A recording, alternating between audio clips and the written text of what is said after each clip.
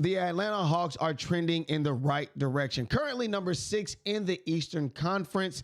They're 11-11 on the season. They're currently also in a 4-game win streak. They've also advanced to the next round of the Emirates NBA Cup. We've got players that are getting mid-season rewards. We've even got more to come with the Atlanta Hawks because the season is still early, but unfortunately, you know, that just means that nothing has changed because a trade is still imminent.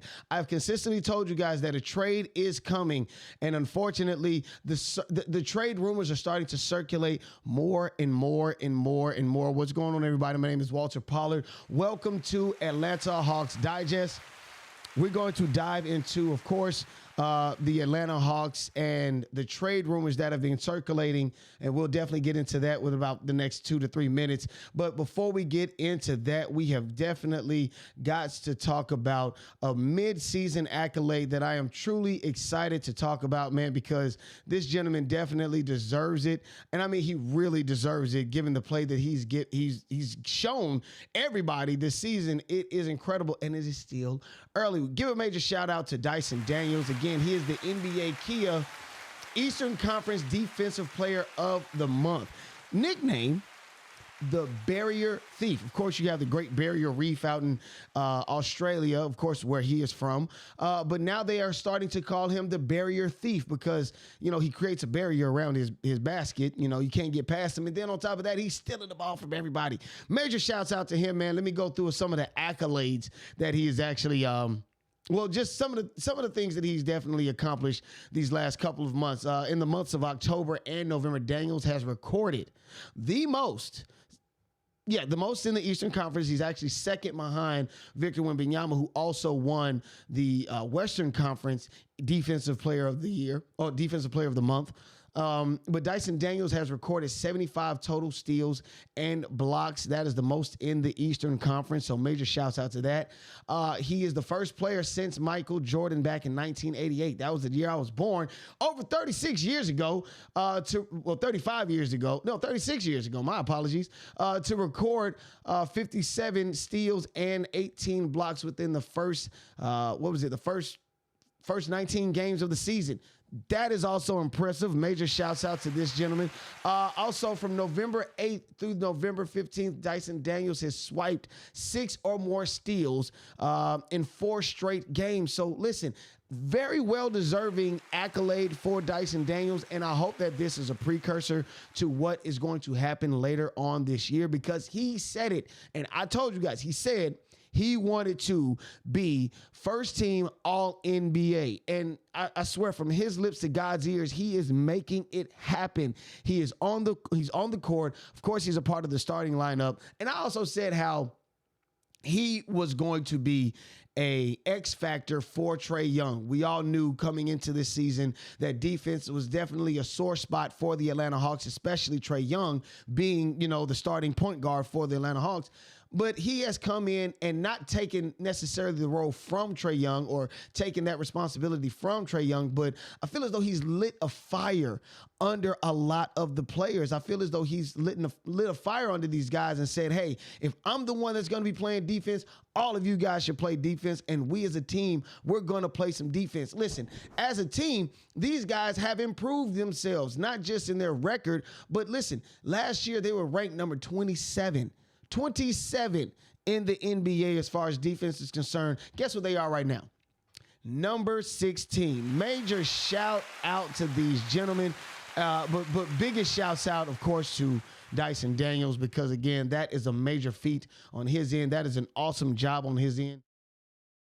And then on top of that, not only just to get those accolades, but like you said, he called his own shot.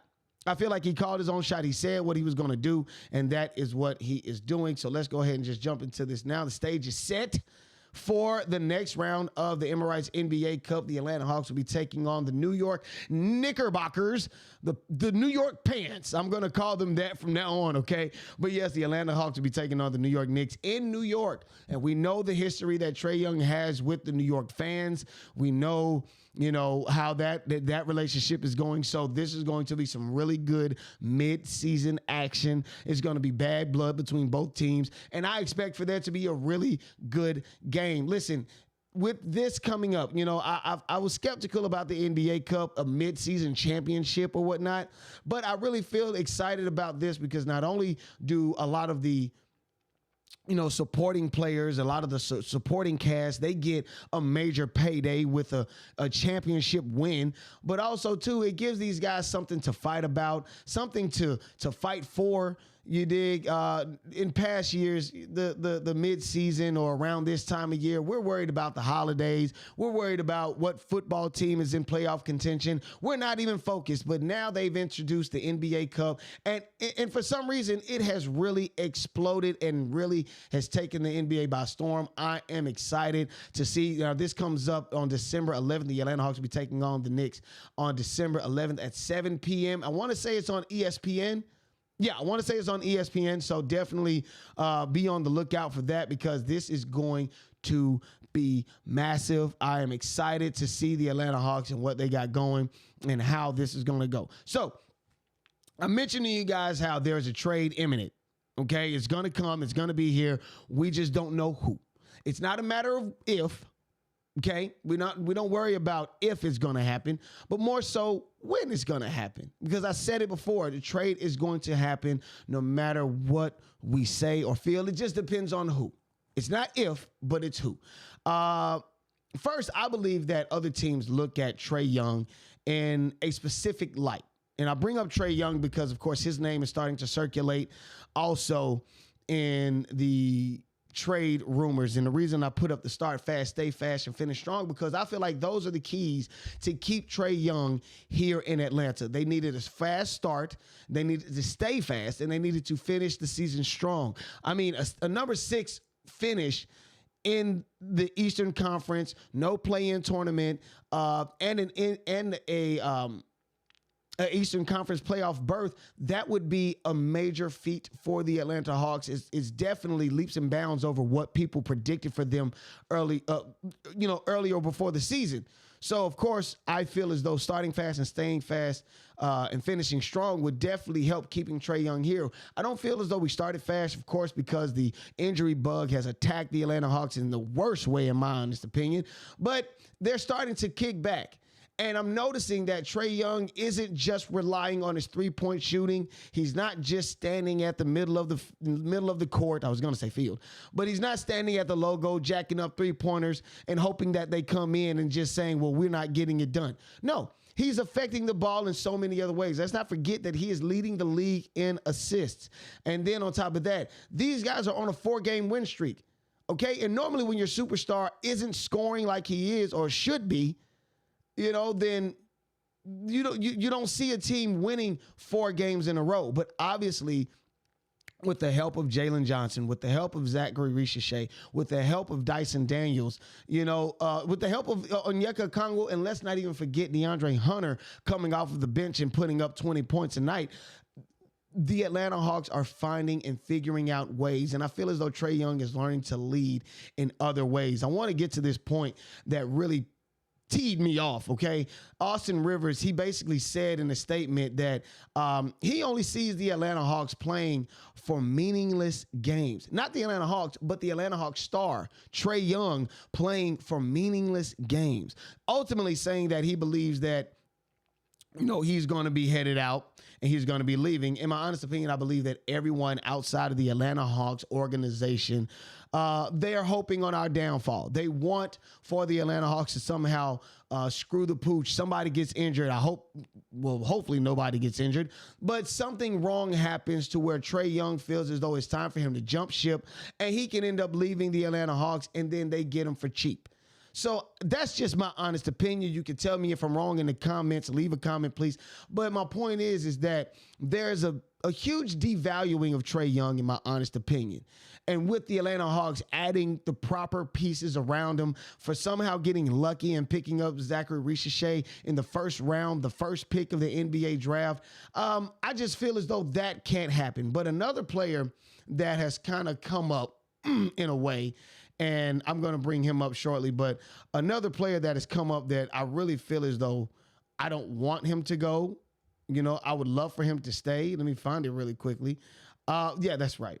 But Clint Capela, and I've been going to all those pictures. But anyway, It's Clint Capela that intrigues me, and for a couple reasons. One is that I thought that earlier in the season when Karl Anthony Towns ended up going to the New York Knicks or being traded from the Timberwolves to the New York Knicks, I thought all was over as far as trade talks in regards to Clint Capela. And I was actually looking to other players such as DeAndre Hunter or in some cases Larry Nance. I was looking at who else could be that, but for some reason he has started to circulate back around.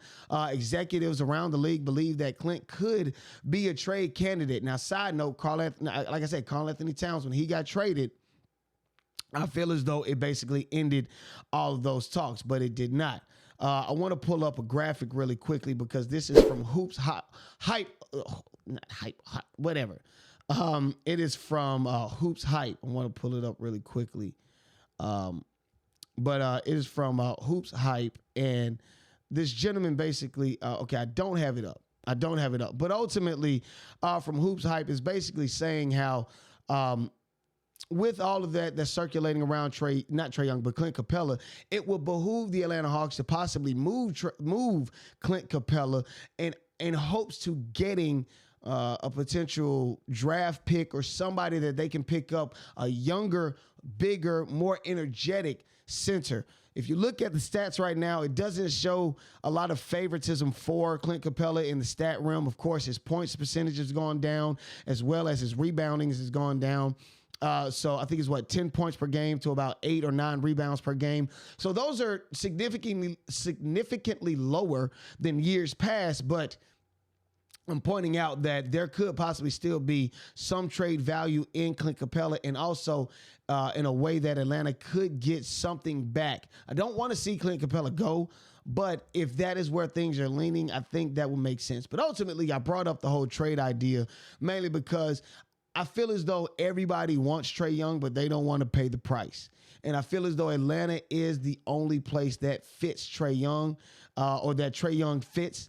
And so I would love to see him stick around. Again, it's not a matter of if, but who will be traded. And I will make sure I keep you guys up to date on all of the trade implications hitting the Atlanta Hawks this upcoming this season currently. And hopefully these guys will stick around for the rest of the season. But with that being said, my name is Walter Pollard. My name is Walter Pollard. This is Atlanta Hawks Digest, and I'll see you guys later. Peace.